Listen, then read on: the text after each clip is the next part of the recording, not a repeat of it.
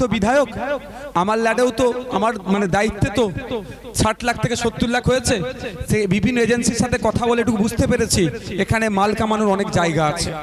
এই দেখুন, আপনারা একবার জাস্ট ঘুরে দেখবেন, ওখানে একটা লাইট পোস্ট আছে দেখতে পাচ্ছেন, এখন ইনকমপ্লিট আছে। দেখুন লাইট পোস্ট তো, হ্যাঁ না আমি বলছি ওটাকে লাইট পোস্ট তো।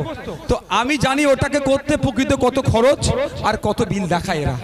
ধরুন ওটা 3 লাখ টাকা খরচ আছে, দেখবেন এই ভোটের আগে পর্যন্ত ওরা বলবে না যে আমি 25 কোটি টাকা কোথায় কোথায় খরচ করেছি, কারণ 3 লাখের লাইট পোস্ট করে 7 লাখের হয়তো বিল করে 4 লাখ টাকা ঝেড়ে দিয়েছে।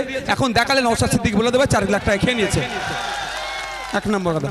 আবার কিরকম ভাবে ওর থেকে খাওয়া যায়, 3 লাখ টাকায় 30% নাহলে 20% দিতে হবে, ওখানে 60,000 বা 90,000 আবার খাবে।